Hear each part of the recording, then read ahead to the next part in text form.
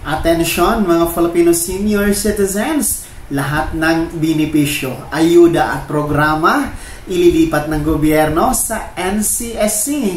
Alamin ang mga programang yan para makakuha ng ayuda. Pag-uusapan natin sa video na ito. Hold up.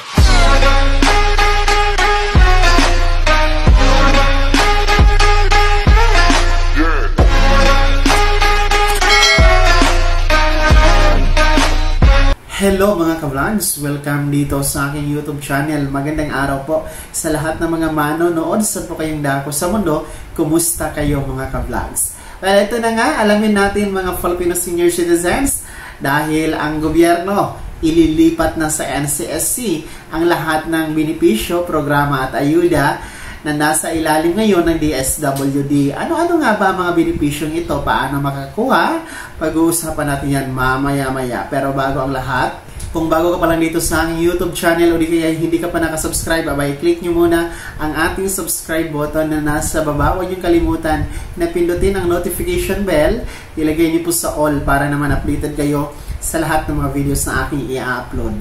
So ito na nga mga senior citizen, makinig sapagkat sa ngayon, ang DSWD po ang nangangasiwa ng benepisyo, programa at ayuda na laan po ng gobyerno para sa senior citizens. Pero dahil po sa dami ng programa at hawak na responsibilidad ng DSWD, gaya po ng pagtugon ng mga iba't ibang sakuna, gaya ng bagyo, ng iba pang kalamidad, abay minarapat po ng gobyerno na ang pamamahala ng benepisyo, ayuda at programa ng senior citizens ay ililipat o isasalin ito sa ibang ahensya. Kaya nga po nagbuo ang Office of the President ng National Commission of Senior Citizens or NCSC, mga ka-vlogs. So in fact, pinakabago ito na ahensya ng gobyerno na binuo po under the Office of the President.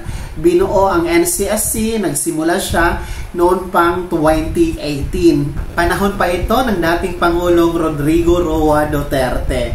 So, since 2018 ay sinasabi po ng batas na dapat ang DSWD magkakaroon ng pagsasalin o transition o paglilipat ng lahat ng benepisyo, ayuda, programa ng senior citizen to NCSC. At habang nga po inaantay ang naturang transition, ang full transition na magaganap ay ang NCSC po ay nagkaroon ng database, nagbuo ng database kung saan po hinihikayat ang mga Filipino senior citizen to register, no?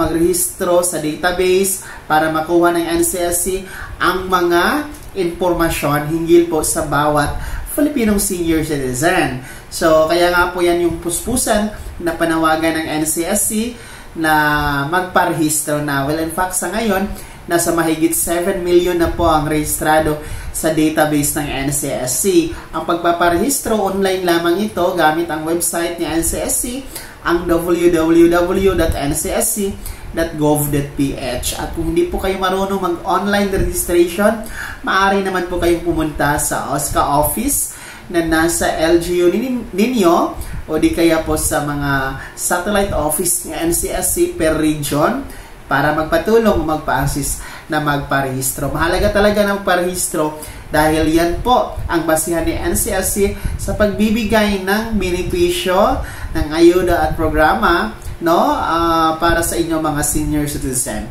So balik tayo dito sa sinasabi ng gobyerno na dapat ilipat na ang lahat ng mga benepisyo, programa at ayuda sa NCSC mula DSWD. So as per NCSC OIC Chairman na si Dr. Mary Jean Loreche ay inaasahan ang full transition sa taon na 2025, next year to 2026. So ibig sabihin lahat ng benepisyo, programa, ayuda nasa NCSC na. Pero ngayon pa lang, no? Ngayon pa lang na 2025, effective January 1, nasa NCSC na po ang pamamahala ng benepisyo na tinatawag natin na mga cash gift para sa mga lolo at lola. Una po, yung ating Centenarian Act of 2016 na kung saan mamimigay po ang NCSC ng 100,000 pesos cash gift when you reach the milestone of 100 years old, no? Yan, effective January 1, 2025, NCSC na po ang mamamahalan yan. Pangalawa, yung ating Expanded Centenarian Act, yung 10,000 pesos cash gift para sa ating mga lolo kung aabot ng edad na insaktong 80, 85, 90 at 95 years old, no? Bibigyan po kayo ng 10,000 pesos ng gobyerno.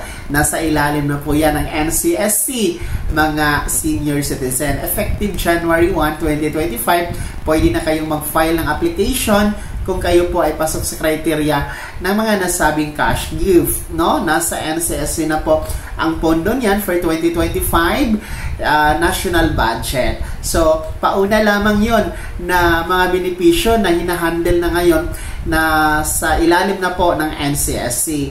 So, yung ating social pension for indigent or yung 1,000 piso na buwan ng pensyon para sa mga mahihirap ay nasa DSWD pa sa ngayon. Pero asahan natin ang pagkakaroon talaga ng transition yan, malilipat na yan, yung social pension sa NCSC, no? Expected natin next year yan. And of course, yung ating tinatawag na Universal Social Pension Bill, yung panukalang Universal Pension para sa lahat, yung wala nang pipiliin, no? As long as you are 60 years old na senior citizen, na aprobado na ngayon sa Kamara, at malapit na nga po itong tatalakayin sa Senado, abay, once na magiging batas ito, ay nasa ilalim na rin po ito ng National Commission of Senior Citizens or NCSC. Bukod pa dyan, iba pang mga ayuda, mga programa na nakalaan sa ating mga senior citizen, gaya po ng libreng pabahay, ng libreng pagpapagamot, libreng pagpapacheck up, yung tinatawag natin na universal health coverage, no? At retirement pension, no? Lahat ng yan na programa kabilang sa long-term plan ng NCSC para sa mga lolo at lola. So, lahat talaga ng benefits, ayuda at programs ay sinasabi ng ating batas at ng ating gobyerno na dapat ang NCSC na ang mamamahala. Kaya napakahalaga talaga na magrehistro sa NCSC database. Ulitin ko po ang www.ncsc.gov.ph. Ayan po, nasa screen nyo ang website. I-click nyo lang po yung register now, no, para sa mga hindi pa nakarehistro, no, para kabilang kayo sa mabibigyan ng ayuda ng ating gobyerno sa pamamagitan ng NCSC. Ayan, kaya naman mga Filipino senior citizens, ano po ba ang inyong komento regarding dito sa balitang ito na kung saan ang inyong programa, benepisyo, ang mga ayuda na nasa DSWD na ngayon ay ililipat na sa NCSC. Kayo ba ay pabor sa naturang transition na ang NCSC na ang mamamahala? Kayo ba ay nakarehistro na o hindi pa sa database ng NCSC? Lahat ng yan, i-komento nyo po sa comment section na nasa baba. Pakilakiban yung buong pangalan at kung taga saan kayo. Bago ako magtapos sa video na to, kung gusto nyo pong sumuporta sa aking YouTube channel, maaari nyo pong i-click ang ating super thanks button na nasa baba. Sa mga gusto maging miyembro, pwede po. I-click nyo po ang ating join button. Maraming perks dyan mga ka-vlogs. Maging miyembro kayo sa aking YouTube channel. Sana'y naging gabay ang video na to kahit paano napag-uusapan natin ang mga mahahalagang bagay-bagay na may kinalaman po sa ayuda, programa at benepisyo ng ating mga Filipino senior citizens. Kung hindi ka pa nakasubscribe dito sa aking YouTube channel, maaari nyo na i-click ang ating subscribe button na nasa baba. Huwag yung kalimutan na pindutin ang notification bell. Ilagay nyo po sa all para naman updated kayo sa lahat ng mga videos na aking i-upload. Maaari nyo rin i-like ang video na to. At kung meron ka pa mga katanungan, maaari nyo i-komento sa comment section na nasa baba. Paki-follow na din po ang aking official Facebook page na nasa screen nyo. Muli po, ako si Daniel Timpawa na nagsasabing dito sa aking YouTube channel, pawang katotohanan at lahat totoo lamang.